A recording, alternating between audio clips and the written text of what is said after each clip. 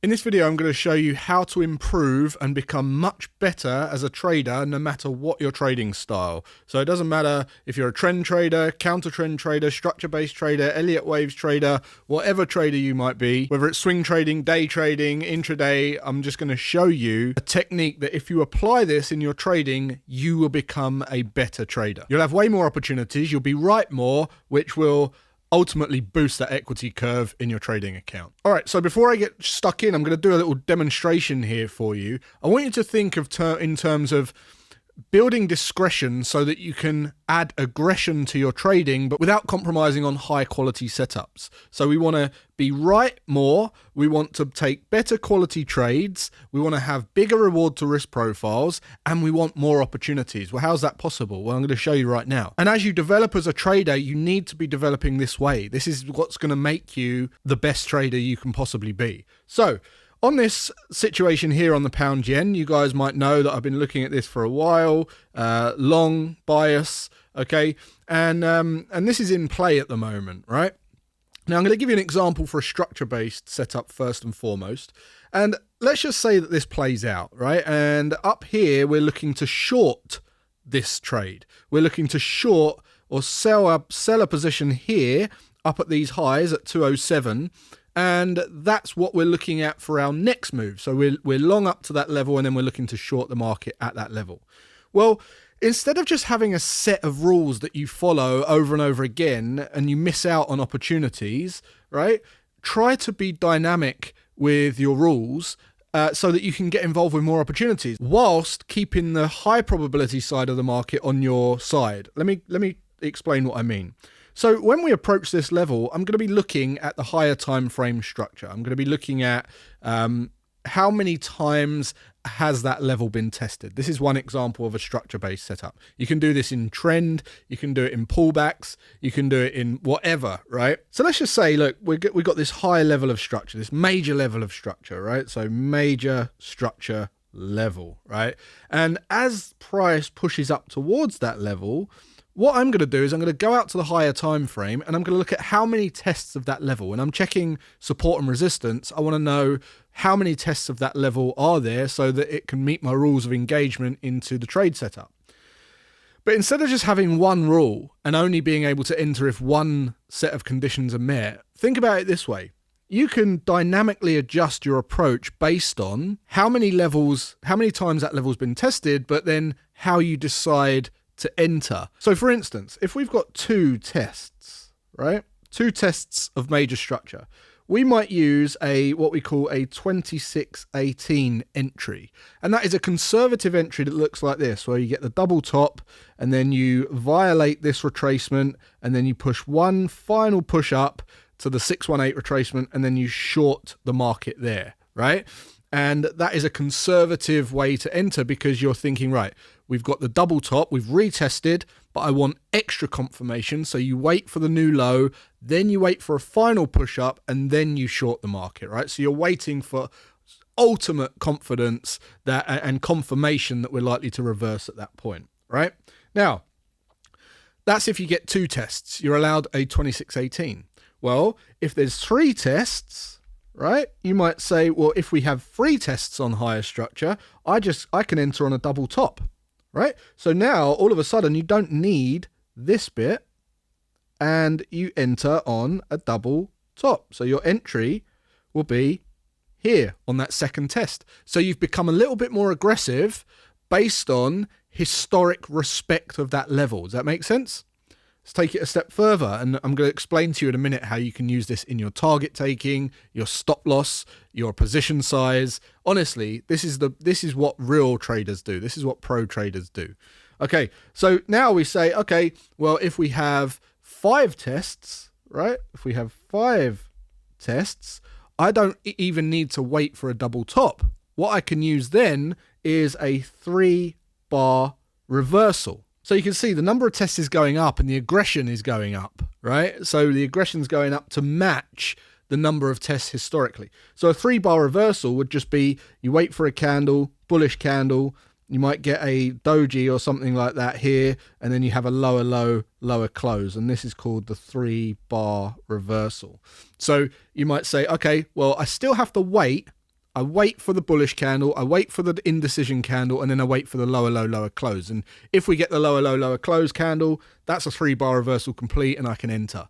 And that's only if we have 5 tests of major structure, because it's more aggressive than a double top and it's more aggressive than a 2618. Because if you think about it, the 3-bar reversal can actually happen here on this initial test of the double top, right? So it's more aggressive.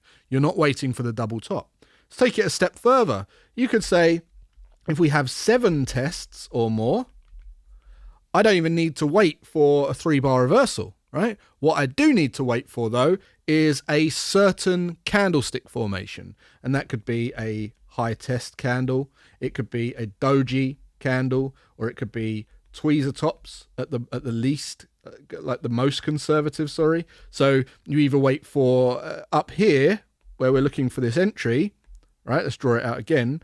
Market's pushing up, you might wait for a high test candle that looks like this, or you might wait for a doji candle that looks like this, an indecision candle, or you wait for what we call tweezer tops, which have kind of equal highs and the body of the candles in the lower 50% of the candle. And that's 2 candles instead of the 3 on the 3-bar reversal. So again, you've upped that aggression, and now you're still waiting for the candle to close because you need that candle form to be confirmed, but you're now more aggressive than the 3-bar reversal. Is this starting to make sense? Let's take it a step further. You might say, in the situation where there is 10 tests of that level, right? 10 tests. I don't even have to wait for any candlestick to play out. Guess what I do? Limit order. So you literally, if there's 10 tests of that level, you can just set a sell limit order and you're away. Set and forget. Now, I've just given you an example here on how we approach a structure-based setup, but you can do this the same way on a pullback for a trend continuation. You can also use it this way. So if you have 2 tests, you might say, well, I have a 1-to-1 risk reward profile. If we have 3 tests, I have a 1.5-to-1 reward to risk profile, because you can be more aggressive, right? If there's a stronger level of resistance, the chances are we're going to roll over more, right? And you might say 5 tests, I can have a 2-to-1. 7 tests, I can have a 3-to-1. 10 tests, I can have a 10-to-1, right? And you can adapt dynamically so that you maximize opportunity.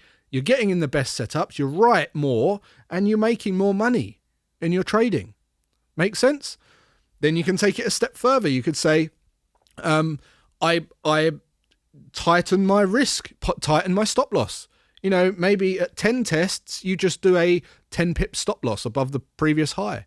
Maybe at 7 tests, you do a 20 pip or an ATR based stop loss, right? Maybe at 5 tests, you might not, you might have a 2 ATR, or at 10 tests, you might even just put it a tick above the high, or you might just, you can have different management techniques. You might trail your stops based on this. You have 10 tests, you might just not have a target. You might just trail the stops down. And then there's the position size. So position size wise, you could say, well, I risk 0.2% of my account on 2 tests. On 3 tests, 0.5% of my account. On 5 tests, 1% of my account. On 10 tests, 2% of my account. Is this starting to make sense? So this is what is real discretion. You are adding to your aggression without compromising on high quality setups and keeping on the right side of the market. This is possibly the most important trading lesson you're ever going to have in your trading. Now, let me just show you an example of this in real time. So this is the pound Aussie, and this is what's happened recently. All through April, we've seen these support levels be tested over and over and over and over and over again, right? Now, if you're an intraday trader or a day trader and you're trading on that 15-minute time frame, what you're looking for is entries down at these lows, right? Now, this is one that we're able to capitalize on. We've had another one here which bounced up, right? And we're just testing it again right now. And eventually this is going to, it's going to end up breaking to the downside. But you can see just from this this chart here, how many times this level's been respected. If we drop out to the higher time frame, you can then say, well, okay, we've been tested. We were resistance and it became support, right? Over and over again. So if you're down on your trading time frame, you could say, right, here's a 3-bar reversal, right? This one's a double bottom. And depending on what type of entry setup or how many tests of that level, you can dynamically adjust your entry so that you get more opportunity. Make sense?